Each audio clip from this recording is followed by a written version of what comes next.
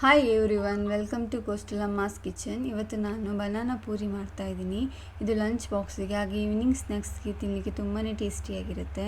ಇದಕ್ಕೆ ನಾನೊಂದು 10 ಮೀಡಿಯಮ್ ಸೈಜಿದ್ದು ಏಲಕ್ಕಿ ಬಾಳೆಹಣ್ಣನ್ನು ಸಣ್ಣ ಸಣ್ಣದಾಗಿ ಕಟ್ ಮಾಡ್ಕೊಂಡು ಹಾಕ್ಕೊಳ್ತಾ ಇದ್ದೀನಿ. ಹಾಗೆ ಒಂದು 10 ರಿಂದ 12 ಕರಿಮೆಣಸನ್ನು ಕೂಡ ಹಾಕ್ಕೊಳ್ತಾ ಇದ್ದೀನಿ. ಇದನ್ನಿವಾಗ ಫೈನ್ ಪೇಸ್ಟ್ ಆಗುವವರೆಗೆ ಮಿಕ್ಸಿ ಮಾಡ್ಕೋಬೇಕು. ನಾನಿಲ್ಲಿ ಗೋಧಿ ಹಿಟ್ಟಿಂದ ಬನಾನಾ ಪೂರಿನ ಮಾಡ್ತಾ ಇದ್ದೀನಿ. ಇದಕ್ಕೆ ನಾನೊಂದು 2 ಕಪ್ ಆಗುವಷ್ಟು ಗೋಧಿ ಹಿಟ್ಟನ್ನು ತೊಗೊಳ್ತಾ ಇದ್ದೀನಿ. ಇದಕ್ಕೆ ರುಚಿಗೆ ತಕ್ಕಷ್ಟು ಉಪ್ಪು ಮತ್ತು ಒಂದು ಅರ್ಧ ಟೀ ಸ್ಪೂನ್ ಆಗುವಷ್ಟು ಜೀರಿಗೆಯನ್ನು ಹಾಕ್ಕೊಳ್ತಾ ಇದ್ದೀನಿ. ಇವಾಗ ಇದಕ್ಕೆ ಗ್ರೈಂಡ್ ಮಾಡಿಟ್ಕೊಂಡಿರುವ ಬಾಳೆಹಣ್ಣಿನ ಪೇಸ್ಟನ್ನು ಹಾಕ್ಕೊಳ್ಬೇಕು.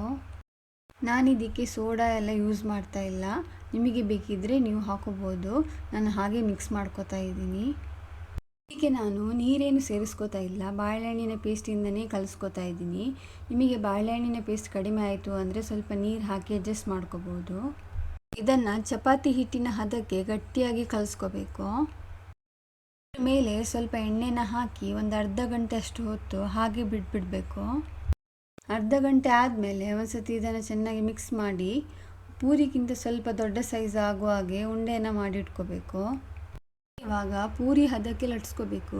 ಇದ್ರ ಮೇಲೆ ಸ್ವಲ್ಪ ಎಣ್ಣೆನ ಹಾಕಿ ಲಟ್ಸ್ಕೊತಾ ಇದ್ದೀನಿ. ತೀರಾ ತೆಳ್ಳಗೂ ಆಗಬಾರ್ದು, ತೀರಾ ದಪ್ಪನೂ ಇರಬಾರ್ದು, ಆ ರೀತಿ ಲಟ್ಸ್ಕೊಂಡು ಇಟ್ಕೋಬೇಕು. ಇವಾಗ ಬಾಣಲೆಯಲ್ಲಿ ಎಣ್ಣೆನ ಬಿಸಿ ಆಗ್ಲಿಕ್ಕೆ ಇಟ್ಕೋಬೇಕು. ನಾನಿಲ್ಲಿ ತೆಂಗಿನ ಎಣ್ಣೆನ ಬಳಸ್ತಾ ಇದ್ದೀನಿ. ಎಣ್ಣೆ ಬಿಸಿ ಆಗ್ತಿದ್ದ ಹಾಗೆ ನಿಧಾನಕ್ಕೆ ಪೂರಿನ ಬಿಡಬೇಕು. ಇದನ್ನು ಇವಾಗ ಮೀಡಿಯಮ್ ಫ್ಲೇಮಲ್ಲಿ ಇಟ್ಕೊಂಡು ಕಂದು ಬಣ್ಣ ಬರೋವರೆಗೆ ಫ್ರೈ ಮಾಡ್ಕೋಬೇಕು. ಸೌಟ್ ಆಗ್ತಾ ಇದ್ರ ಮೇಲೆ ನಿಧಾನಕ್ಕೆ ಪ್ರೆಸ್ ಮಾಡ್ತಾ ಹೋದರೆ ಪೂರಿ ಉಬ್ಬಿ ಚೆನ್ನಾಗಿ ಬರುತ್ತೆ. ಈಗ ಫ್ರೈ ಆಗಿದೆ, ತೆಗೆದ್ಬಿಡೋಣ. ಬಿಸಿಯಾದ ರುಚಿಯಾದ ಬಾಳೆಹಣ್ಣಿನ ಪೂರಿ ಸರ್ವ್ ಮಾಡಲಿಕ್ಕೆ ರೆಡಿ ಆಗಿದೆ. ಇದನ್ನು ಜೇನುತುಪ್ಪದ ಜೊತೆ ತಿನ್ನಲಿಕ್ಕೆ ತುಂಬಾ ಟೇಸ್ಟಿಯಾಗಿರುತ್ತೆ.